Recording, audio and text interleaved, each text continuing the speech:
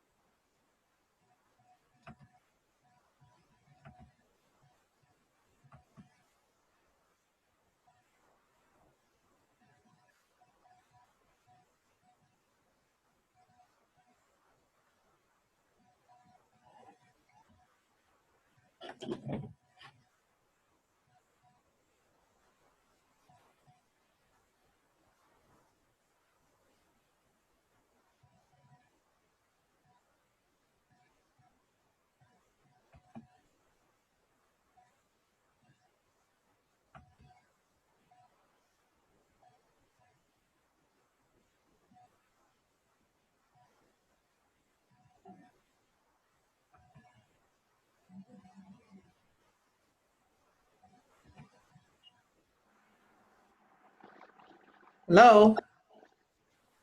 Hello, can you hear Hi. me? Yes, I can hear you. How are you? I'm fine, and you? Fine, thank you. Give me just one moment. Okay, thank you for joining me. Can you see everything okay? Can you hear me? You're frozen.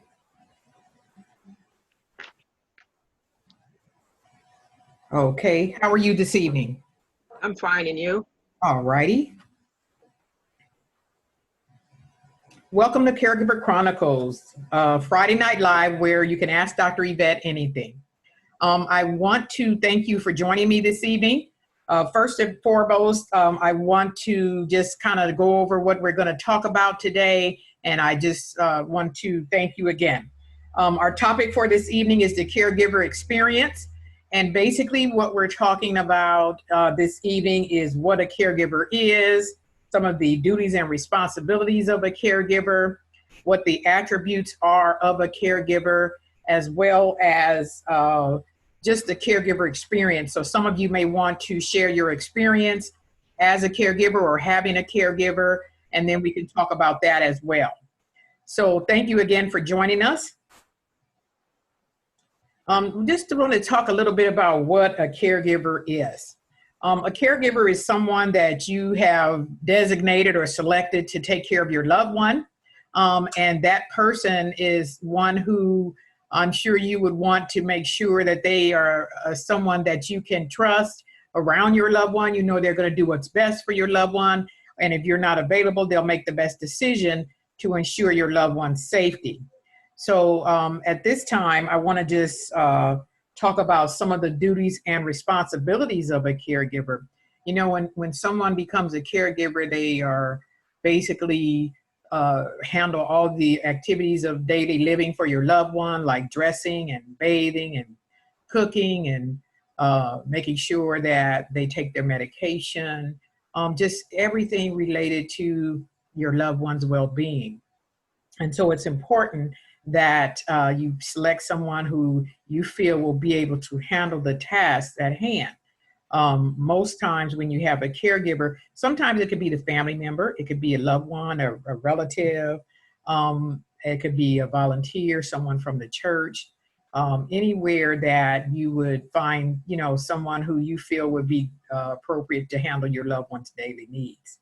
And so with that being said, we talked a little bit about the attributes of a caregiver. So I want to share my screen so I could just kind of show you what that would mean.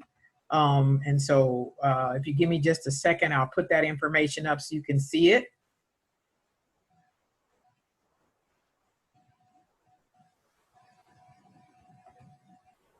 One second.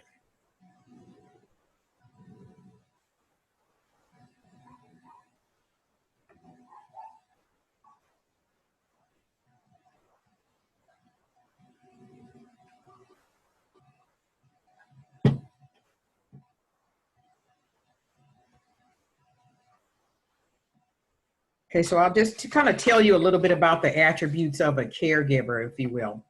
So when you have someone that's taking care of your loved one, you would likely want to have someone that you feel will be able to handle the activities of daily living. And so I have a basic and outline of some of the attributes of a caregiver. And so you would want someone who is compassionate. They have care for another. They would have the well-being of your loved one in their best interest, and that would be one of the attributes of a caregiver. You would have someone who would be able to make an assessment or being able to define what the loved one needs, what their needs are as well, to make sure that they have their care is provided.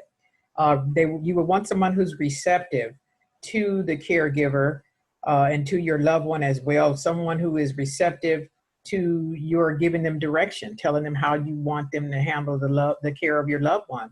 And so you would have someone who would be able to accept responsibility and follow directions as well. You would want someone who would be able to you would empower them to be the caregiver. So they would make decisions if you're not there that would be in the best interest of your loved one as well. And so that's also a perk to having a caregiver for your loved one. You would want them to be able to take directions and follow those directions. And, if they don't they don't agree with the direction that you give, you would want them to ask questions as well. You would want them to have some type of intuition. They would be able to trust their gut, or if something is going on with your loved one, they should be able to recognize it. Say, for instance, your loved one has a change in condition, or there's something that is of concern and your loved one is not performing or acting as if they normally would. You would want that person to be able to recognize that and to tell you there's something going on with the loved one, and you want to make sure that they know, when something is different other than the norm for your loved one or what their baseline is. And then you would feel victorious as the family member or loved one or the person who is responsible for the care of another person.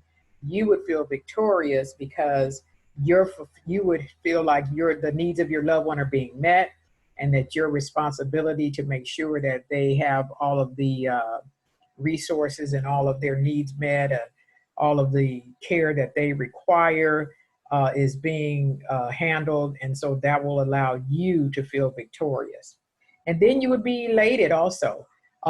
Just happy knowing that the best scenario is being carried out for your loved one, knowing that all of their needs are being met is really important as well. And so those are some of the areas that you would want to ensure that your loved one would have. And then you would be reassured that your loved one is comfortable with the plan of care for your loved one. So those are some of the attributes of a caregiver. I have a couple of people on the line, and I just want to ask if you have any questions, or is there any area you want to talk about? I just went over the attributes of a caregiver. And so I want to just have some questions if you have any, if you would let me know what they are, and then we can talk about that as well. Is there anyone on the line that has a question or want to talk about an experience that they had as a caregiver?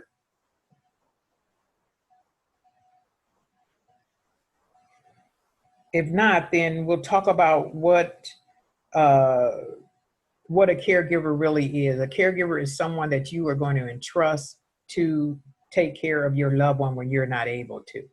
And so it's very important that this person is someone that your loved one is going to also feel comfortable with, because if your loved one's not comfortable with them, then that might create some tension for the family as well as for the patient. And the last thing you would want to do is have a situation where your loved one is not receptive to that caregiver. And so that's really important as well.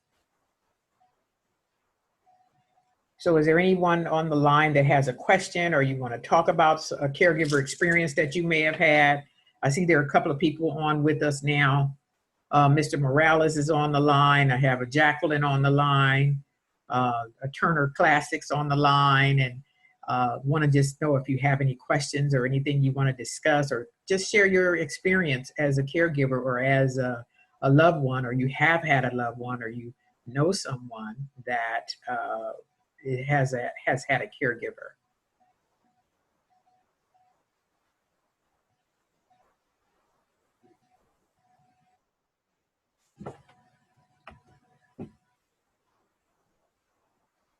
Are you all there? Can you hear me?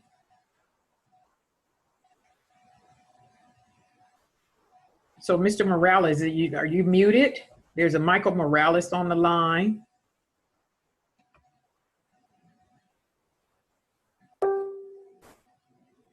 There's several people on. Nobody has an experience they want to talk about tonight. Well, I can tell you a little bit about my experience as a caregiver, because I was the caregiver for my mother for 9 years.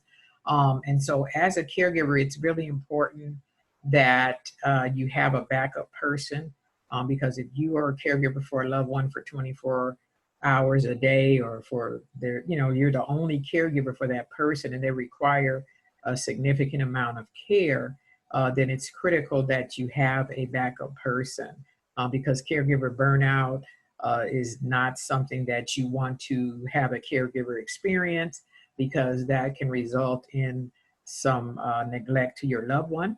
And so that's really important that you have a caregiver. So my mom, for years, I was her caregiver, for 9 years to be exact. And so what happened was I had to go back to live with her and take care of her. And I ended up taking me and my 3 sons to live with her and handle all of her care. And so for a while, she was able to do things on her own. But then it got to a point where she began to be confused, and wasn't able to really handle her activities of daily living. She wasn't able to dress herself. She wasn't able to bathe herself, and she wasn't able to prepare her meals. And so she was used to going to an adult day program every day. She would go to the senior center every single day during the week and have lunch and just kind of hang out with her peers. And so when she got to a point where she couldn't do that any longer, I knew it was important that I continued that type of activity for her. And so what I did was, because I had quite a bit of responsibility with my children, my 3 sons, was that I initiated a caregiver, someone to come in and get her ready in the morning, because I was actually going to school, I was working, and had 3 sons, and I was a single parent. And so what I did was I had a caregiver to come in and take care of my mother in the morning. She would get her dressed, she would feed her, she would make sure everything was taken care of for her in the morning, and then she would take her to a day program. And so that day program, when I first initiated that process, I took mom to the day program with me to see it for the first time. And when I took her there, she told me, she said, "Oh, I'm not going there. These people are crazy."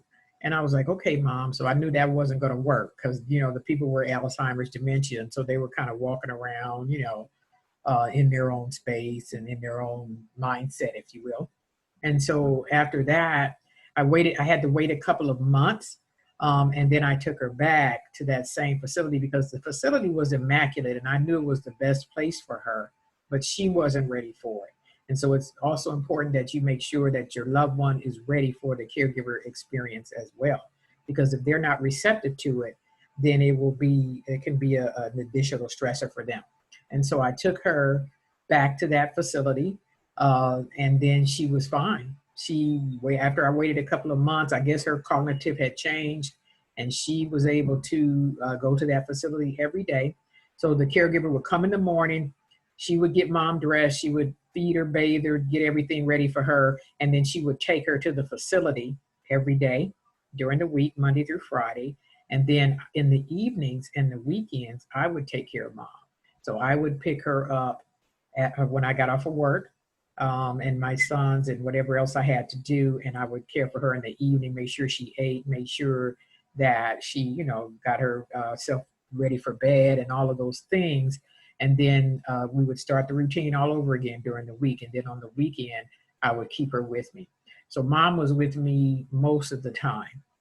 Some of my neighbors came over and friends came over to keep an eye on mom while I was doing my duties as a parent as well, and school and all of the other responsibilities that I had. And so they would help out. But it got to a point where mom was she would get agitated if I wasn't there. She would start asking for me if I had left the house, and it got increasingly worse for me to leave because she would, start looking for me when I wasn't there. And so mom spent a lot of time with me. I would take her different places. If I had to go to the grocery store, we would go together. If I had to go pick up my children, I would just have her with me most of the time. And then it got to a point where the neighborhood was not good where we were living for my sons because they were vastly becoming teenagers. And so I realized that that neighborhood would not have been good for them. And so I had to make the difficult decision of moving my mother and my sons to another area. And I don't know if you're aware of this, but when you move someone with dementia or Alzheimer's out of their familiar living environment, it can be very devastating for them and they begin to decline. And so that's what happened. We moved to another area. Mom got really confused. She stopped eating and she stopped walking. And so she had experienced a decline. So I ended up calling her doctor and letting her doctor know what was going on. I said, she's not walking, she's not eating, you got to do something. And so he sent home health out. And so home health came out to see her. And so they got her walking again. The physical therapist came, the nurses came, they got her to walk again for a bit. So she started walking again, which was fine. And then it got to a point where I was concerned. So what I did was I said, well, I'm going to sleep in the room with mom. So if she gets up in the middle of the night, then I'll know it and then I can help her. So most of the time, if you move the person out of their environment that they've been in for many years, they get very confused. So she would get up in the middle of the night trying to find the ladies' room or the lavatory.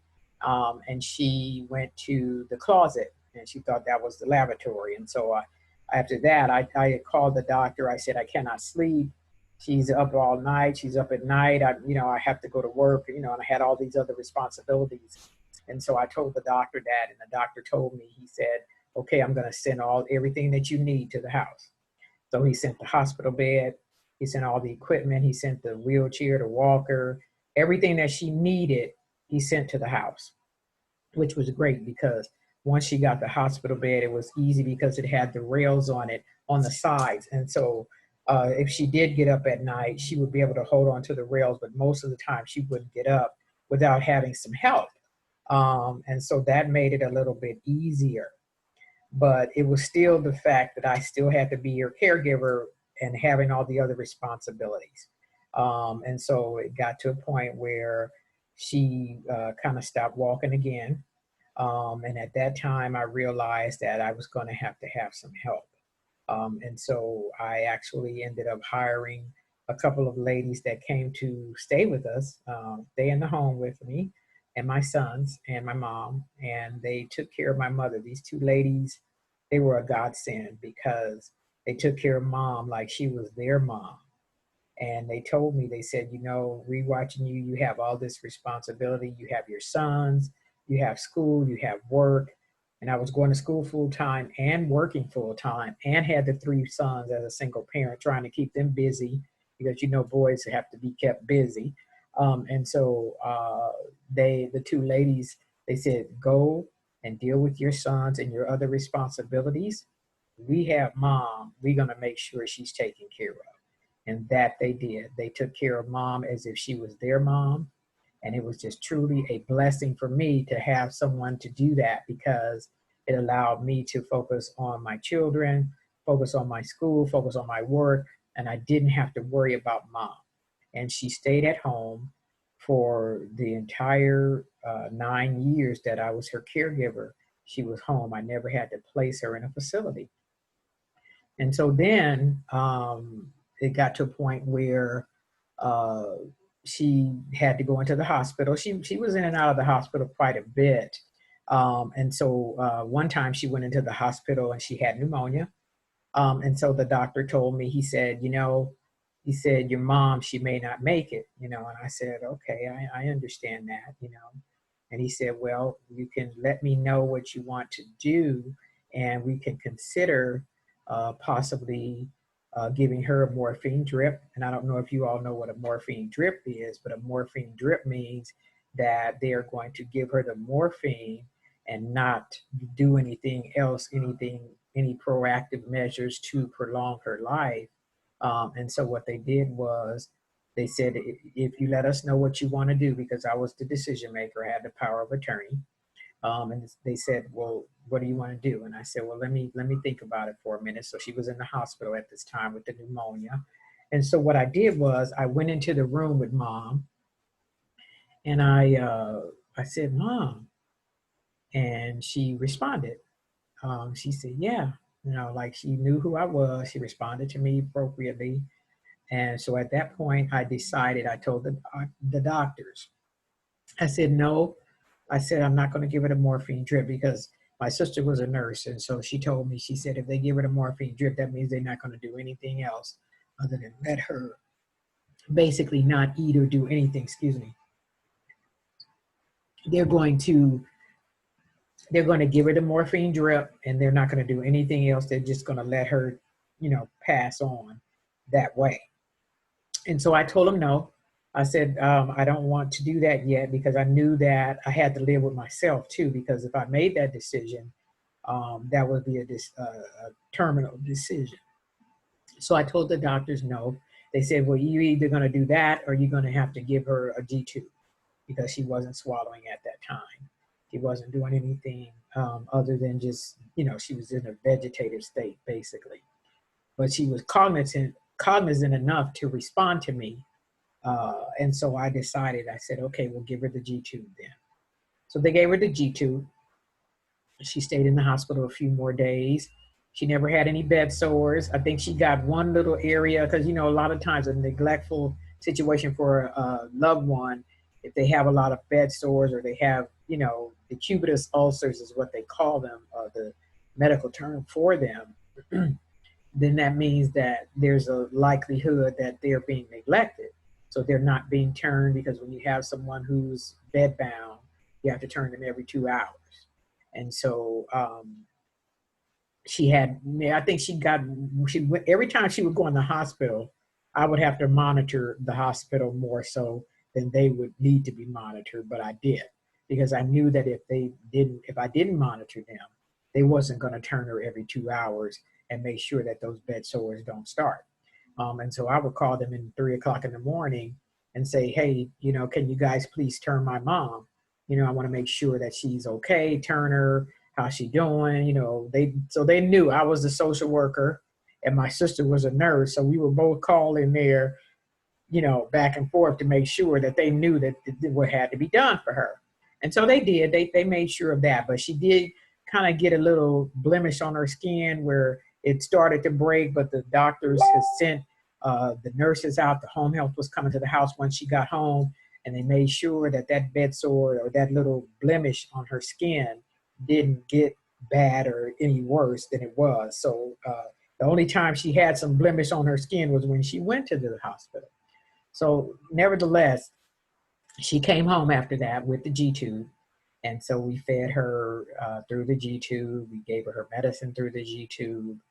The caregivers who were taking care of her had to be trained and learn how to handle the G-tube as well as myself because I was caregiver too. I didn't just dump it on them. I was there helping too with her care. And so she came home and I think she may have lasted about 6 more months after that. And then she passed. And so I'm saying that to say that the caregiver experience for me was a great experience. It was a very stressing experience, but it was a great experience because it allowed me to learn everything about caregiving from the beginning to the end. Because when mom initially got the diagnosis of dementia, I had to uproot my sons from where we were living and move back into her home to take care of her. where she was living. And then after I mentioned earlier is that we had to move to another area. So it taught me about everything related to caregiving, from the diagnosis, what to expect, how to handle that, being the power of attorney, making sure all the legal matters were dealt with, making sure that her needs were met, making sure that the caregivers were appropriate for her. And I ran through a couple of caregivers. There was a couple that had come to take care of her that wasn't a good fit. And so, you have to make a decision about what's best for your loved one when you are the caregiver. So that was, basically what happened. And so it was a really great experience. I learned about medical equipment. I learned about medical insurance. Well, I learned everything that you can think of about caregiving. And so then what happened was, before mom passed, the home health agency came out to see my mother.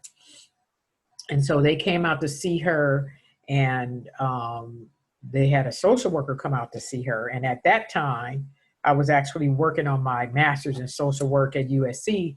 And I asked the social worker and the nurse, I said, well, how do you do this kind of work? And they said, well, or do you have a master's in social work? I said, no, but I'm working on my social work degree. I was at USC working on my degree. They said, well, let us know when you get that degree, and then, we'll talk about it. I said, okay, fine. So what happened was, they continued to come and see mom from the home health agency. And then when she passed, I contacted that home health agency. And I told that agency that, I wanted to work for them as their social worker, because I had gotten my master's in social work by then.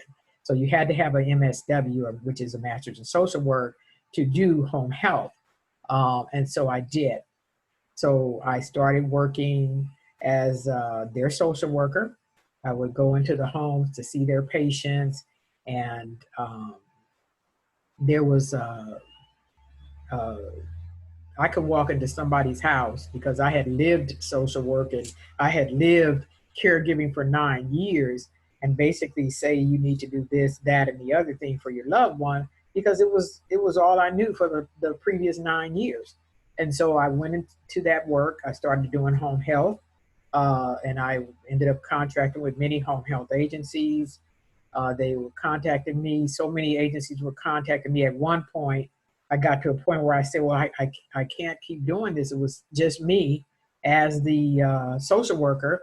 And I can say literally I had from 50 to 100 home health agencies that I was contracted with. They didn't all contact me at one time, but it kept me busy. And so I thought about it one day. I think it was January of maybe a year or so after mom passed. And I sat down in the gym, and agencies were calling me, we want you to work for us. And I was like, okay, I can't do it like this. And so what I did was, I decided that I had to get some help. I was either going to stop doing it, or I was going to get some help. And I didn't want to stop doing it because I enjoyed it. It was something that it was a passion for me. It wasn't just a work for me. And so what I did was, I decided that I was going to start the agency. So I started TLC, Medical Social Worker Agency. And so we started out with students from the schools as interns. They would come in through the agency. They would go and see patients in their homes under my supervision, and they started doing the home health. And so that was how I started, doing home health. It was a really great experience. I did that for several years. I had some students from the various schools. I had them from USC, from Cal State Long Beach, Cal State LA, the consortium. I'm not sure if you're familiar with that, but that's a group of about 5 of the different local schools around in the area. I think I had some from Cal State Long Beach as well. And so I did that for a while. And then I kind of realized that it was probably best for me to have social workers who were a little more seasoned. So I decided to have social workers who already had their masters. And then they worked for me for a while, because if you have the master's in social work then I didn't have to really sign off on their work. And so I had the master's level social workers come in. And so at that point, the agency was doing pretty well. I had close to 50 to 100 contracts. So they would contact me. We would send the social workers out, and did that for a while. And so that was a really great experience. But I wanted to just share that with you because it was an experience that is unsurpassed. Being a caregiver for my mother was something that could carry me a long way, and I now share my knowledge with others. A lot of people call me on a frequent basis and ask me what to do when they have a loved one that's ill, or how can I do this? Who can help me? And so I usually just give them my information and my suggestion, and let them know what I would suggest that they do to help with their loved one. So I want to ask if there's anyone on the line that has any questions, or do you want to talk about your experience or share your information? That would be great. We have a little more time left, so I want to just have those who are on the line. If you want to talk a little bit, please unmute yourself and join in the conversation. Or if you want to ask me some questions, that's fine as well. Please do so.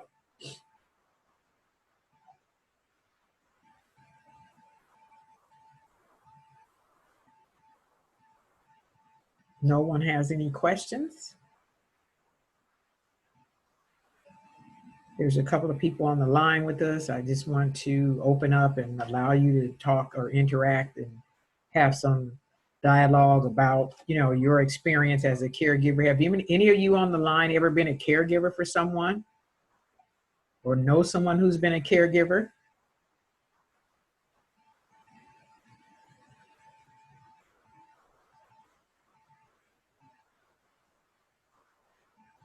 No? So there's a couple of people on.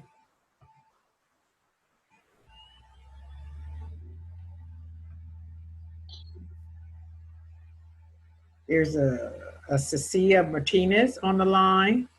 Can you hear me? And then there's a Mr. Morales on the line. There's a Jacqueline on the line. It's several people here, and nobody's going to say anything.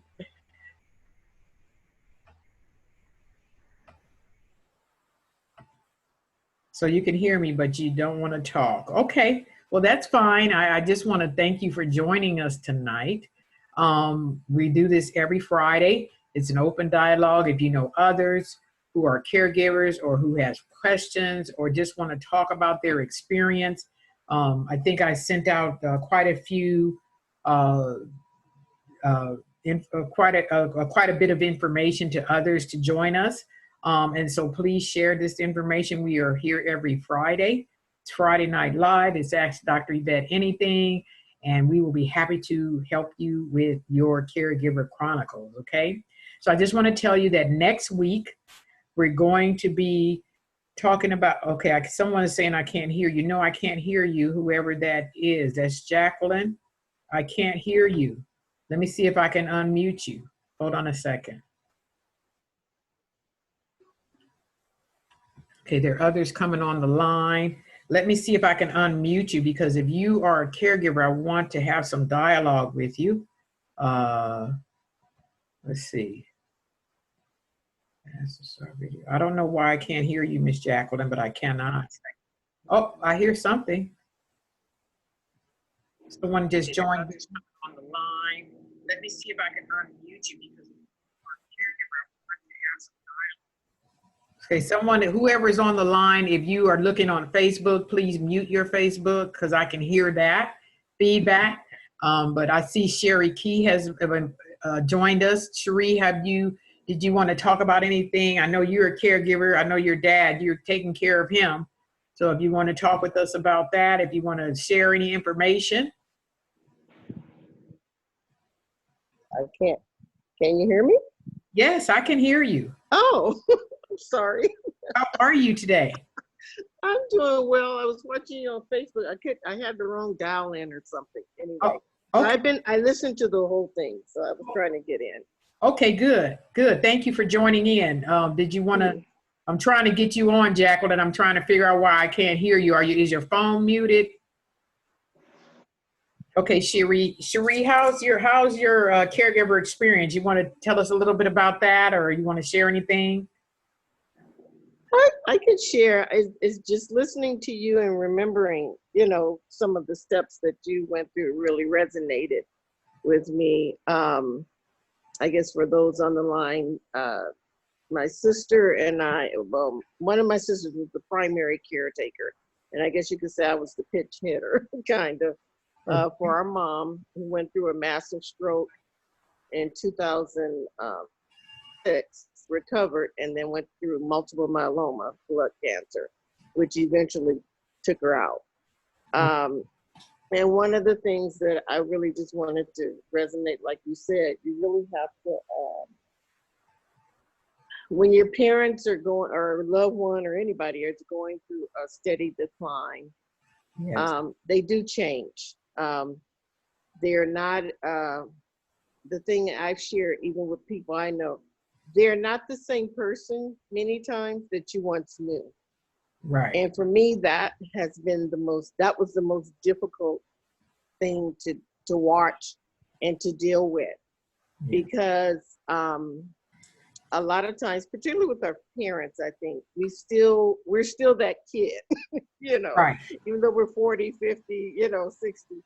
And to them, we're still their child. But when it switches and you're in the position where you have to make medical decisions and financial decisions for someone who at one time, I mean, was very strong, very cognitively there, Right.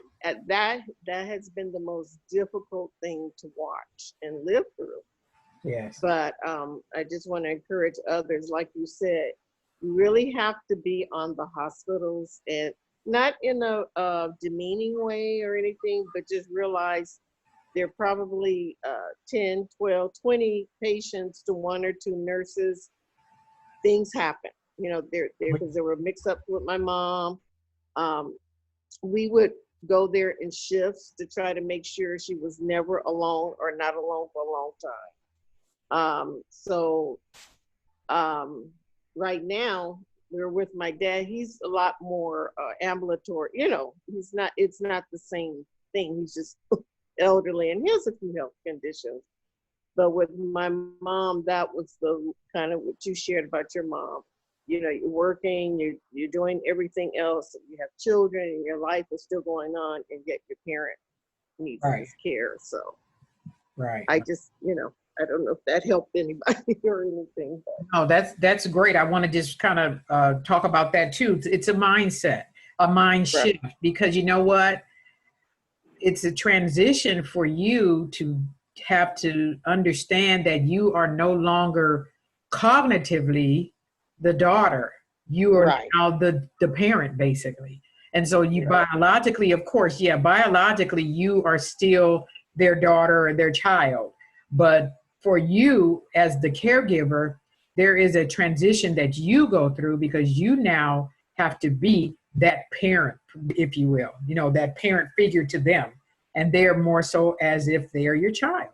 And so that's a hard thing to do. I had to do it. And it was like, oh my goodness. I had to, and I'm going to tell you what helped me was being in the School of Social Work, learning the things that I was experiencing and living at that same time what was priceless, because I was able to shift my mindset and go to school and talk with it about my peers and say, hey, this is what's happening in my world. I'm the caregiver for my mother. Help me understand what I'm going through. And so that was the caveat, if you will, that was able to carry me through the process of being her caregiver. It allowed me to be able to make that mental transition and be able to process it with someone else, to talk with someone else about it and say, this is what I'm going through. I'm no longer her daughter. I'm now her mother. Even though biologically, of course, that's the biological makeup, we know that. But cognitively, I had to be the mother at that point. And so that really is hard transition for many people when they start as a caregiver and they begin to do caregiver responsibilities for their loved one. Yeah, it's a mind shift. Is there anyone else that has someone or something they want to talk about with regard to their loved one? It's something being a caregiver. If you haven't been a caregiver, it is an experience that will change your whole thought process. It will change everything about you, because it will allow you to be the parent for your loved one, and just not and make sure that all of their needs are being met. You have to monitor people, going to the hospital, calling the hospital, because see, if you don't do that, they will, not saying that people will neglect your loved one, but the nurses have maybe 20 patients they have on the shift. And so your loved one is, they'll do what they have to do quickly and go on to the next one. And so you have to be that person who monitors. And that is a critical piece of caregiving, is monitoring those who are caring for your loved one. Critical. Anybody else have anything they want to just suggest or talk about that will help with the loved one, or they want to process or just say about a loved one? If not, then what we're going to do is I want to just let you know that next week we are going to talk about understanding your loved ones, understanding and educating yourself on your loved one's diagnosis. That's going to be next week's topic, because a lot of times when your loved one has a diagnosis, it's important that you understand that diagnosis and what that diagnosis may mean if it progresses, what it may mean or what the outcome could be, and how to just handle the medical professionals and the doctors and that type of thing when you are dealing with that situation. So that's going to be our topic next week. I want to thank you all for joining us tonight. Is there anything else you want to say? Raise your hand or type it in the chat box, if you will. Let's see if anything's there. I don't see anything in the chat box, so we're going to close out. I thank you all for joining us this evening on Caregiver Chronicles, Friday Night Live, Ask Dr. Yvette Anything. I hope this blessed someone. If it did, please join us next week, and we will continue to discuss your Caregiver Chronicles. God bless you all. Have a good evening, and please allow us to help you develop your Caregiver Chronicles. Take care. God bless.